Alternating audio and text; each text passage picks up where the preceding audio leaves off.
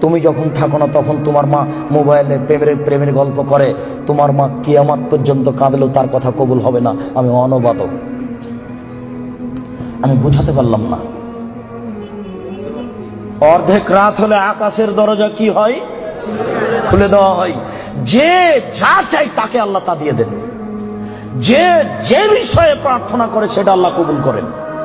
যে যে কোনো বিপদে পড়েছে আল্লাহ তাকে উদ্ধার করেন। তবে যার জেনার সম্পর্ক আছে তার কথা আল্লাহ কবুল করেন না। আমি কি দিয়ে বুঝাই জেনা কত বড় বিপদ? আমি কি দিয়ে বোঝাই আপনাকে জেনা কত বড় বিপদ?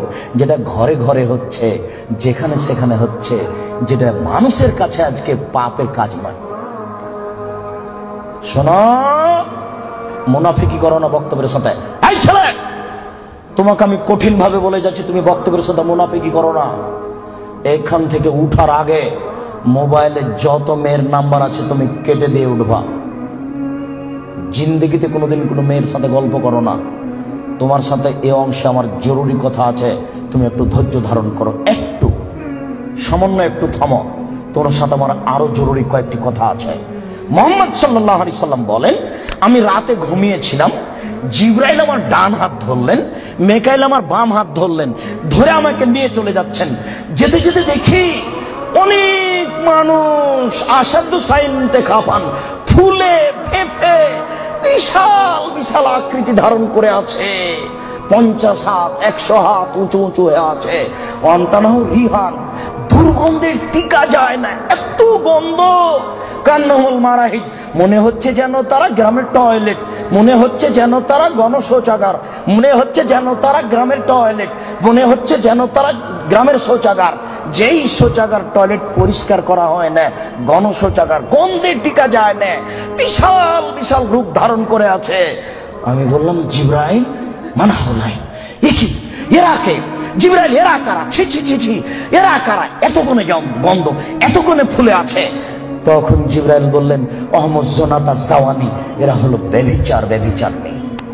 বলো যুবক, মোটা মোটা হ্যাঁ ফুলে আছে, খুব গন্ধ, এরা কারা? ব্যভিচার, ব্যভিচার নেই। তুমি সাবধান থাকো, তুমি একটু অপেক্ষা করো।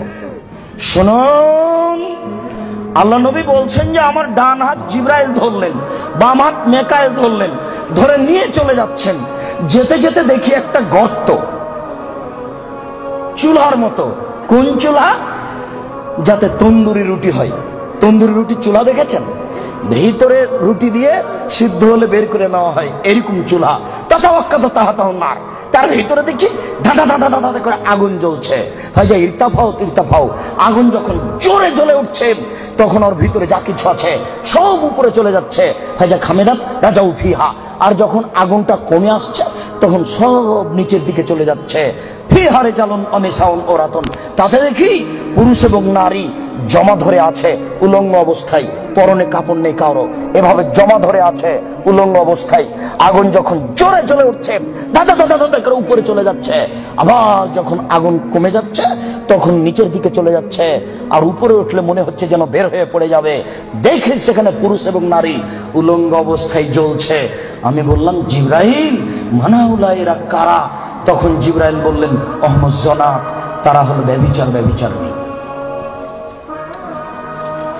আল্লাহ নবী বলেছেন, যেসব মহিলারা জেনায় লিপ্ত হবে ওদের লজ্জা স্থানের গন্ধে জাহান্নামীরা জাহান্নামে টিকতে পারবে না। যেসব মহিলারা জেনায় লিপ্ত হবে ওদের লজ্জা স্থানের গন্ধে জাহান্নামীরা জাহান্নামে টিকতে পারবে না। যেসব মহিলারা জেনায় লিপ্ত হবে ওদের লজ্জা স্থানের গন্ধে জাহান্নামীরা জাহান্নামে টিকতে পারবে না। মুহাম্মদ সাল্লাল্লাহু আলাইহি সাল্লাম বলেছেন। শুনুন সম্মানিত দিনী ভাই, আবু হুরায়রা রাদিয়াল্লাহু তাআলা আনহু বলেন, রাসূল সাল্লাল্লাহু আলাইহি সাল্লাম বলেছেন, আল বিকরু বিল বিকরি জিলদু ওয়া তাগরিবু সানা। অবিবাহিত ছেলে মেয়ে যদি জিনায় লিপ্ত হয় তাহলে তাকে 100 লাঠি পিটিয়ে এলাকা থেকে 1 বছরের জন্য তাড়িয়ে দিতে হবে। তিনি বলেন, আস-সাইবু বিস-সাইবি রাজম, বিবাহিত পুরুষ নারী যদি জিনায় লিপ্ত হয় তাহলে তাকে ইট ঢেল পাথর দিয়ে মেরে মেরে মেরে ফেলতে হবে। এদেশের লাখো ভাবিকে ইট ঢেল পাথর দিয়ে মেরে ফেলতে হবে যারা দেবরের সাথে জিনায় লিপ্ত হয়েছে। এদেশের লাখো দুলাভাইকে ইট ঢেল পাথর দিয়ে মেরে ফেলতে হবে যারা সেলিকার সাথে জিনায় লিপ্ত হয়েছে। এদেশের লাখো পুরুষকে ইট ঢেল পাথর দিয়ে মেরে ফেলতে হবে যাদের স্ত্রী থাকার পরেও অন্য নারীর সাথে জেনায় লিপ্ত হয়েছে। এদেশের লাখো নারী বেহায়া বেশরমা লজ্জাহীনা নারী যারা স্বামী বাড়িতে থাকার পরেও অন্য পুরুষের সামনে নিজের পরনের কাপড় খুলে উলঙ্গ অবস্থায় জেনায় লিপ্ত হয়। শুনুন, এদের ইট ঢেল পাথর দিয়ে মেরে মেরে মেরে ফেলতে হবে, এদের বাঁচার কোনো পথ নেই।